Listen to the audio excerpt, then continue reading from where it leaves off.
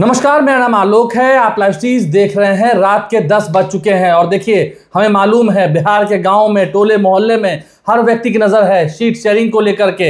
NDA में तो बहुत उथल पुथल है, तूफान है, नेता दिल्ली बुलाए गए हैं। लेकिन महागठबंधन में क्या? मुकेश सहनी कहीं अलग हैं, तेजस्वी यादव भी मीटिंग कर रहे हैं। कांग्रेस पार्टी की क्या राय है? हमारे साथ संजय ज्ञानेश्वर जी हैं। रात के 10 बज चुके हैं। दिन भर एनडीए की खबरें, चिराग पासवान, जीतनराम मांझी, उपेंद्र कुशवाहा का ट्वीट, फिर संजय झा, ललन सिंह दिल्ली गए, सब कुछ जानकारी मिली।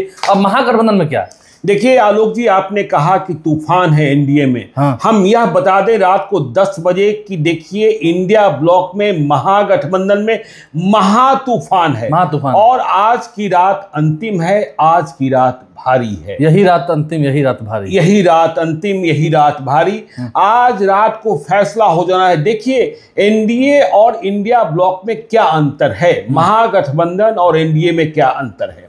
एनडीए में जेडीयू और बीजेपी में कोई झगड़ा नहीं है। ये दोनों आपस में तय कर चुके हैं। कब के कर चुके हैं? आपस में तय कर चुके हैं कि दोनों को साथ चलना है, साथ नहीं छोड़ना है। लेकिन जब हम महागठबंधन की बात करते हैं तो जो शीर्ष दो पार्टियां हैं, ड्राइविंग सीट पर बैठी हुई आरजेडी और फिर कांग्रेस, इन दोनों में झगड़ा अब तक खत्म नहीं हुआ है।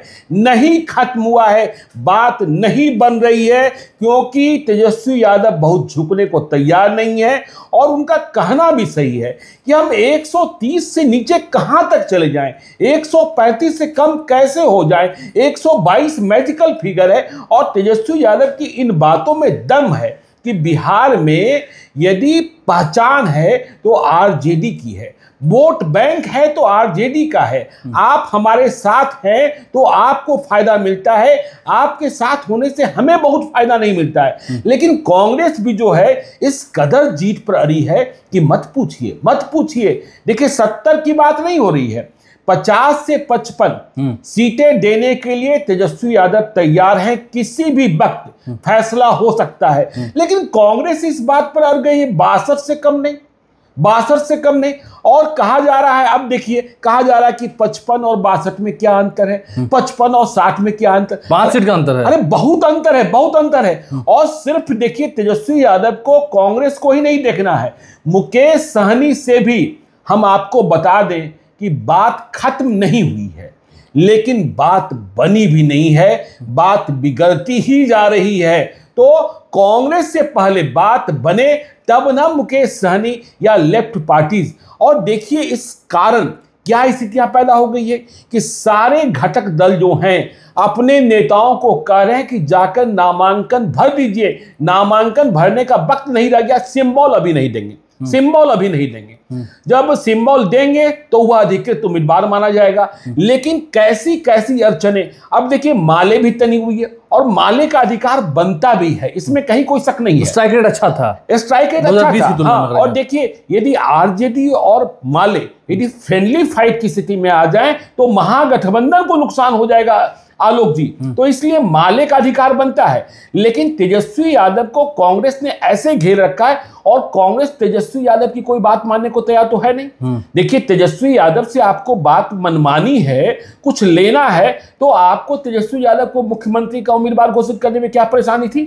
आज तक घोषणा नहीं हुई ना, आज तक घोषणा नहीं हुई। कांग्रेस के हट के कारण नहीं हो रहा है। कांग्रेस के बड़े नेता अशोक गहलोत आते हैं और वे कहते हैं, जाते जाते यह कह देते हैं कि चुनाव बाद कांग्रेस का आलाकमान तय करेगा कि बिहार का मुख्यमंत्री यदि महागठबंधन की सरकार बन जाती है तो कौन होगा। अरे भाई आप कौन हैं? आप कौन हैं? आप नंबर 2 की पार्टी हैं। आपकी सीटें ना, आप अधिक सीटों पर चुनाव लड़ने जा रहे हैं और ना चुनाव परिणाम में आपको राजद से अधिक सीटें आने जा रही हैं। और इन सब बयानों से कितना लॉस हो रहा है ये आपको अनुभव नहीं है? हाँ, अब पता नहीं, देखिए अनुभूति नहीं है। 70 लड़े तो आप 19 जीते और 2015 याद कीजिए जब महागठबंधन में आप कितनी सीटों पर लड़ रहे थे? 40 सीटों पर, और जीते कितने थे? 27। तो आप स्ट्राइक रेट मनाइए ना। उस वक्त तो अशोक नहीं, ठीक है, नहीं अशोक चौधरी कर रहे थे भाई, नीतीश कुमार थे और लालू यादव थे, ठीक है ना। और प्रशांत किशोर जैसे रणनीतिकार थे, प्रशांत किशोर की भूमिका को भूलना नहीं चाहिए। और देखिए एक बात और समझिए कि यह बात भी समझनी चाहिए कि भाई चलिए एनडीए में सीट शेयरिंग नहीं हुई है, महागठबंधन में सीट शेयरिंग नहीं हुई है, इसलिए उम्मीदवारों के नामों की घोषणा नहीं हो रही है, सीटों का पता नहीं चल पा रहा है। लेकिन प्रशांत किशोर को क्या मजबूरी है कि प्रशांत किशोर फर्स्ट 51 उम्मीदवारों की घोषणा करने के बाद चुप बैठ गए हैं। 2 दिनों में कहा गया था, हाँ 2 दिनों में कहा गया था। किस बात का इंतजार हो रहा है? क्या इस बात का इंतजार हो रहा है कि उधर चिराग पासवान नाराज हो जाएंगे? क्या इस बात का इंतजार हो रहा है कि इधर कांग्रेस नाराज हो जाएगी? और देखिए इतनी उहापोह की, और कई ऐसी कांग्रेस की सीटें आप बता रहे थे, यहाँ पर आरजेडी कह रही है कि हमारा उम्मीदवार, ये कैसे? नहीं, अब देखिए लखीसराय के लीजिए, अब लखीसराय में फुलेना सिंह आरजेडी से एक बार विधायक भी बने। अब उनके बारे में खबर आ रही है कि वह नामांकन का पर्चा भरने जा रहे हैं, तो क्या लखीसराय की सीट कांग्रेस की सीट नहीं रही? अब देखिए वैशाली की सीट संजीव सिंह 2020 में चुनाव लड़े, कुछ हजार मतों के अंतर से हारे जेडीयू से, और 2025 में वह कांग्रेस के सबसे ताकतवर नेता डीके शिव कुमार के सिंगल चॉइस है। तो अब उनकी सीट पर अजय कुशवाहा को ले आया गया। कहलगांव में देखिए क्या हुआ, संजय यादव के बेटे को लाया गया, संजय यादव के बेटे रजनीश यादव को, हाँ झारखंड सरकार में ना, और कह दिया गया कहलगांव के बेटे हैं, जबकि उस सीट पर कांग्रेस पार्टी परवीन कुशवाहा को लड़ाना चाह रही है। तो पता नहीं इतने दुश्मन महागठबंधन में स्वयं के स्वयं पैदा हो जाएंगे कि स्थितियों को कैसे संभाला जाएगा, यह बात समझ में आती ही नहीं। अभी आपने जो कहा गया मैं उस पर ही आता हूं। आप इस बात को मानते हैं ना कि अगर ये मैसेज फैल गया जो कांग्रेस कह रही है बार-बार, हाँ, कि तेजस्वी यादव को चेहरा नहीं कह रही है, इससे नुकसान तो बहुत भारी होगा। बिल्कुल नुकसान होगा, भारी नुकसान होगा। और देखिए तेजस्वी यादव भी अब रणनीति के तहत चल रहे हैं। भाई कांग्रेस को किस वोट बैंक पर भरोसा होता था? कांग्रेस को किस वोट बैंक लाने के लिए साथ रखा जाता था? कांग्रेस को इसलिए साथ रखा जाता था कि अकलियत में विभाजन न हो। कांग्रेस को इसलिए साथ रखा जाता था कि सबन मतदाताओं का रुझान महागठबंधन में चाहे जितना प्रतिशत हो वह कांग्रेस को और इसके माध्यम महागठबंधन को प्राप्त हो जाए। तो अब तो खबर आ रही है कि तेजस्वी यादव नई रणनीति पर काम कर रहे हैं। वह भूमियार जाति, देखिए भूमियार जाति के करीब 10 से भी अधिक संख्या हो रही है, उन्हें चुनाव लड़वाने जा रहे हैं। आपको पता है घोसी में राहुल शर्मा को, अब देखिए लड़ाई कहां तक पहुंच गई है कि राहुल शर्मा को कल ज्वाइन कराया गया, कांग्रेस से बात बनी नहीं, इसलिए माले की संख्या भी तय नहीं हो रही है। अब माले के रामबली सिंह यादव ने भी कह दिया है हम नामांकन का पर्चा भरने जा रहे हैं। और जैसे ही आरजेडी में आए जगदीश शर्मा और उनके बेटे राहुल शर्मा, जगदीश शर्मा ने घोसी की जगह पकड़ ली, चले भी गए, वह क्षेत्र में रहते हैं। तो आप सोचिए क्या क्या स्थितियां और परिस्थितियां पैदा हो रही है। अब पालीगंज की सीट जो है, पालीगंज की सीट मांग रही है, ये आरजेडी मांग रही है, वहां संदीप सौरभ चुनाव जीते हुए हैं। तो स्थितियों में इतना तसन है, मुकेश सहनी ने मुंह फुला लिया है। देखिए अभी थोड़ी देर पहले तक तो मौर्य होटल में थे। नहीं, आपको पता है ना कि शाम में थोड़ी वक्त के लिए कहीं तेजस्वी यादव एक पोलो रोड से निकले तो हल्ला ये हो गया कि वह मुकेश सहनी से मिलने जा रहे हैं। इसके बाद तमाम रिपोर्टर्स मुकेश सहनी के पास, मुकेश सहनी को बनाए रखना है, इसके लिए तेजस्वी यादव की संकल्पित है। लेकिन मुकेश सहनी को देने के लिए उतनी सीटें नहीं हैं जितनी मुकेश सहनी चाहते हैं। अब मुकेश सहनी भी अपने नेताओं को कह रहे हैं नामांकन का पर्चा भरिए। देखिए सकलदेव बिन को तारापुर में कह दिया गया, ऐसे कई उम्मीदवार हैं। तो आखिर में फैसला होगा, देखिए फैसला होगा, लेकिन अभी समय लगेगा। हाँ समय लगेगा, कल भी ऐलान नहीं होना, ये भी तय, कल भी ऐलान नहीं हो, नहीं अभी यदि हमने कहा देखिए आज की कल तो देखिए तेजस्वी यादव चले जाएंगे दिल्ली और पूरा परिवार चला जाएगा। देखिए न्यायिक मामला है। अब तेजस्वी यादव अब राहुल गांधी से जाकर बात करते हैं, लेकिन राहुल गांधी से जाकर बात करेंगे तो उसके पहले तो यह देख लेना होगा ना कि भाई मुकेश सहनी की बात कितने पर हुई, माले से बात कितने पर हुई, सीपीआई सीपीएम से बात कितने पर हुई।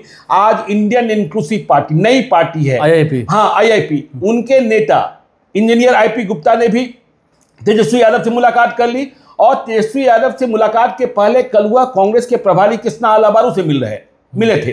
तो देखिए कहा यह जा रहा है कि जो कांग्रेस पार्टी को सीटें दी जाएगी उन्हीं सीटों में तो आईपी गुप्ता स्वयं लड़ेंगे नहीं लड़ेंगे। आज गए भी थे। हाँ आज गए भी, तो वह तो हमने बता ही दिया। तो यह देखने की बात है। तो तेजस्वी यादव दिल्ली रवाना होने के पहले देखिए उनके नेताओं में, उनके दावेदारों में, उनके उम्मीदवारों में संतोष हो रहा है कि भाई बातें कहीं नहीं जा रही, क्योंकि कांग्रेस की नजर आरजेडी की कई सिटिंग सीटों पर है और आरजेडी की नजर भी कांग्रेस की सिटिंग सीटों पर है। तो यह मसला यदि नहीं सुलझाया जाएगा, इस इंतजार में रहा जाएगा, देरी कहां हो रही है, एनडीए में भी तो अभी फैसला नहीं हुआ। अरे भाई, एनडीए के पास तमाम तंत्र हैं, एनडीए के पास इतने सारे प्रचारक हैं, इतने ज्यादा स्टार प्रचारक हैं कि पूछिए मत। उतार देंगे 15 हेलीकॉप्टर लेकर आएंगे कि 12 हेलीकॉप्टर लेकर आएंगे। आपके कितने हेलीकॉप्टर बुक हैं ये आपको पता होगा, ये आपको पता होगा। और देखिए ना, और आपसी झगड़ा जब 4 लोग 3 लोग 2 लोग नामांकन पत्र दाखिल कर लिए होंगे, आप सिंबल किसी एक को देंगे, फिर उनसे यह कहने में कि आप अपना नामांकन का पर्चा वापस ले लीजिए, कितनी परेशानी होगी। और मैं कह रहा था संसाधन की बात, देखिए जीतन राम मांझी कल नाराज हुए, उन्हें दिल्ली जाना था तो आज सुबह चार्टर्ड फ्लाइट आ गई ना। पटना से दिल्ली से पटना और पटना से दिल्ली जाने में चार्टर्ड फ्लाइट का भाड़ा जो होता है करीब 20 लाख रुपए को होता है आलोक जी। तो आप देख लीजिए ना, ठीक है आपके पास भी संसाधन की कमी नहीं होगी, आपके पास उतना नहीं है, ये नहीं, कहां रहेंगे। तो आज की रात भारी है, आज की रात अंतिम है। हाँ, तो फैसला तो लेना होगा, नहीं तो जितनी देर होगी उतनी दिक्कत होगी, जितनी देर होगी उतना ही पिछड़े। क्योंकि देखिए जेडीयू तो निश्चिंतता के भाव में, देखिए ललन सिंह और संजय झा, जीतन राम मांझी और उपेंद्र कुशवाहा की तरह या तमाम भाजपा नेताओं की तरह दिल्ली नहीं गए थे। आज वह पटना में थे और अरुण कुमार को शामिल करा रहे थे, बाद में मुख्यमंत्री नीतीश कुमार से मुलाकात भी करा रहे थे। लेकिन यह तो दिल्ली का डेवलपमेंट हुआ कि जीतन राम मांझी जेपी नड्डा से मिले, अमित शाह से पहली मुलाकात नहीं हुई थी, फिर उपेंद्र कुशवाहा मिले और फिर यह समझा गया कि भाई इनके असंतोष को दूर करने के लिए अब जेडीयू से फिर से बात करनी होगी। तो फिर इमरजेंसी तलब किया गया, जिसमें संजय झा और ललन सिंह ने दिल्ली के लिए फ्लाइट पकड़ी। संभवतः ये बात कही जा रही है कि कल अगर सब कुछ ठीक रहा तो कल एनडीए का प्रेस कॉन्फ्रेंस भी हो जाना। नहीं, एनडीए में देखिए कल क्या है, सीईसी की बैठक है, सेंट्रल इलेक्शन कमेटी की बैठक है बीजेपी की, जिसमें प्रधानमंत्री नरेंद्र मोदी होंगे, गृह मंत्री अमित शाह होंगे, जेपी नड्डा होंगे, राष्ट्रीय अध्यक्ष होंगे।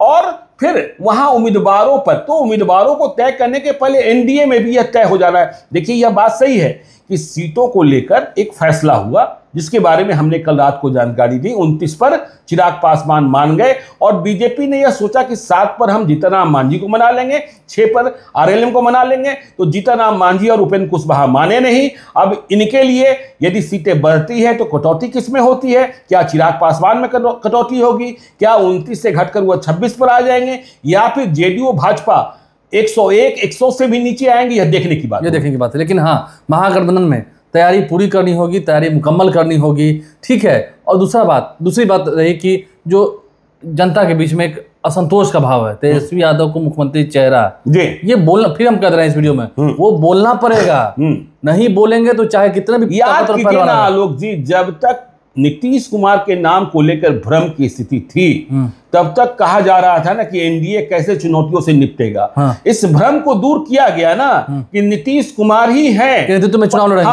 25 से 30 फिर से नीतीश। तो ये कहा गया ना, तेजस्वी का नाम लेना होगा। दिक्कत आपको होगी, चाहे जितना भी आप तैयारी करें। बिल्कुल, आप लाइव से बने रहे हैं, हमारे चैनल को सब्सक्राइब कर लें। यही रात अंतिम, यही रात भारी, काम करना होगा, तभी फिर बेहतर काम करेंगे, तभी मीठे फल की उम्मीद रखिएगा। हमारे चैनल को सब्सक्राइब कर लें, साथ साथ फेसबुक पेज भी लाइक करें। धन्यवाद।